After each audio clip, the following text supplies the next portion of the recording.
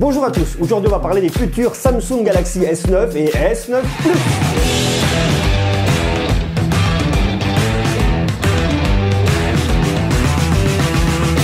On en sait plus. On a eu énormément d'informations ces derniers temps sur ce que pourraient être en tout cas les futurs Samsung Galaxy S9 et S9 Plus. D'ailleurs, je vous avais déjà fait une vidéo pour vous en parler et vous donner toutes les spécifications techniques qu'on avait en tout cas en notre possession, toutes les rumeurs de ce point de vue-là. D'ailleurs, la vidéo est ici, je vous invite à aller la voir. On a maintenant plus d'infos sur les fonctionnalités de ce smartphone, sur ce qu'il va avoir dans le ventre et ce qu'on va pouvoir faire avec. Avant toute chose, je vais vous demander un petit service. Vous savez bien évidemment que je suis présent sur YouTube, sinon vous ne regarderiez pas cette vidéo, jusque-là c'est très logique.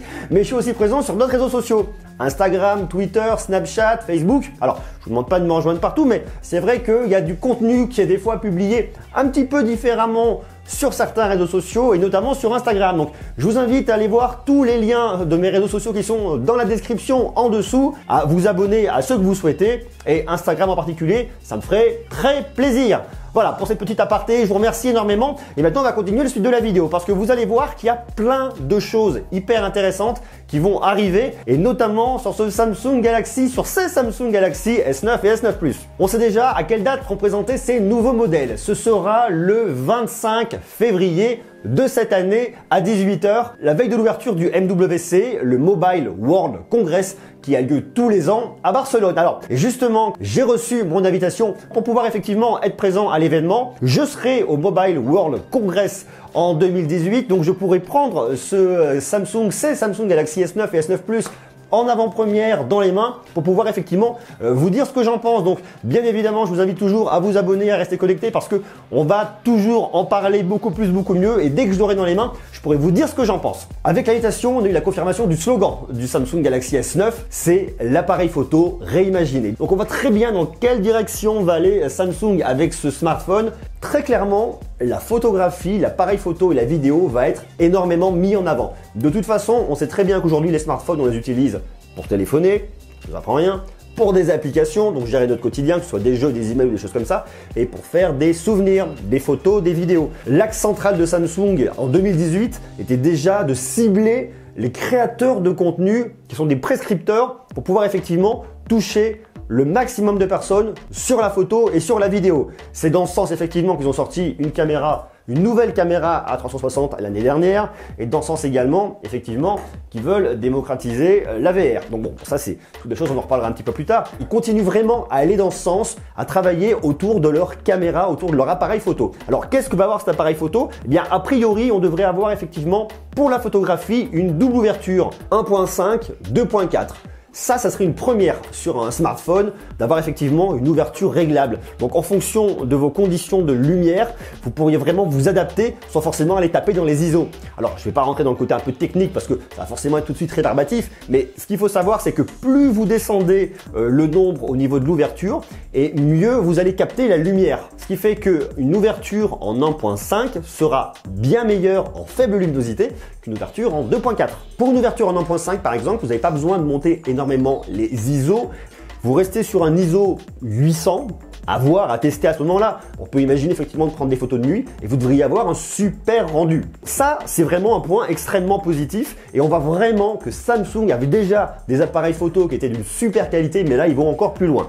Rien que pour ça, joli pouce. On parle du slogan, mais il faut se souvenir qu'en 2017, le slogan pour les S8 et S8 Plus était Unbox your phone. Donc on voyait très bien qu'ils annonçaient le bord à bord, ces grands écrans et qu'ils ont ouvert une voie. Là, avec l'appareil photo réimaginé, à mon avis, ils vont aller plus loin encore dans la photographie et continuer à être prescripteurs dans ce domaine. Qu'est-ce qu'on voit aussi avec toutes ces rumeurs et toutes les informations qui sont révélées, les fuites qui sont sorties? On voit que les Samsung S9 et S9 Plus auront sensiblement le même design que le S8 et S8 Plus. La différence, on devrait avoir des petites bandes en haut et en bas un peu plus fines. Alors ça se joue à pas grand chose, c'est du point de détail, mais au final sur un appareil ça peut être très sympa. Confirmation pour le dos de l'appareil, on va bien avoir le capteur d'empreinte digitale qui sera bien positionné en dessous du capteur photo pour le S9 et des capteurs photo pour le S9 Plus. D'ailleurs, on a un extrait vidéo d'une prise en main de ce Samsung Galaxy S9 fake ou pas, c'est compliqué à dire, mais en tout cas ce que ça démontre, c'est le réel engouement autour de ce produit. Il y aurait eu aussi une potentielle fuite du fond d'écran du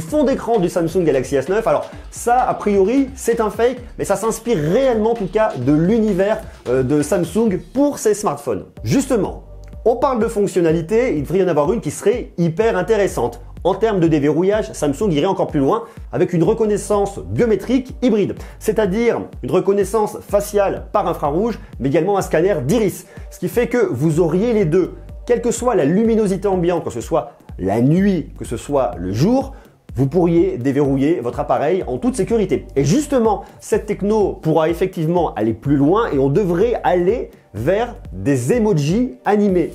Ça vous rappelle probablement quelque chose, c'est ce qu'a fait Apple avec ses Animoji. Alors là où Apple bride un peu l'utilisation des Animoji uniquement au e-message, Samsung pourrait l'ouvrir et on pourrait totalement l'imaginer, les retrouver sur les réseaux sociaux, pouvoir les exploiter dans différentes applications et aller plus loin. Donc ça aussi, gros point positif. Autre fonctionnalité révélée sur les Samsung Galaxy S9 et S9 Plus, c'est la possibilité de jouer sur la profondeur de champ et sur le focus des stickers.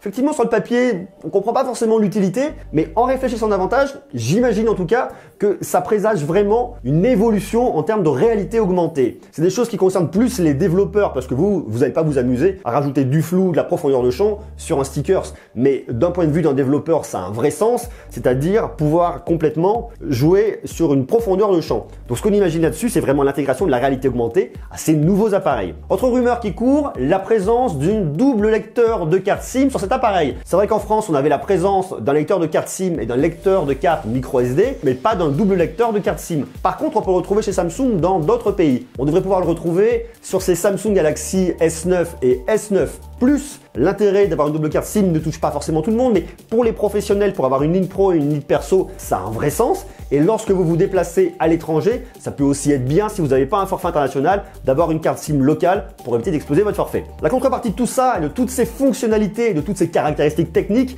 c'est l'évolution du prix. Vous attendez à ce que le prix reste sensiblement le même, 809 €, 909 €.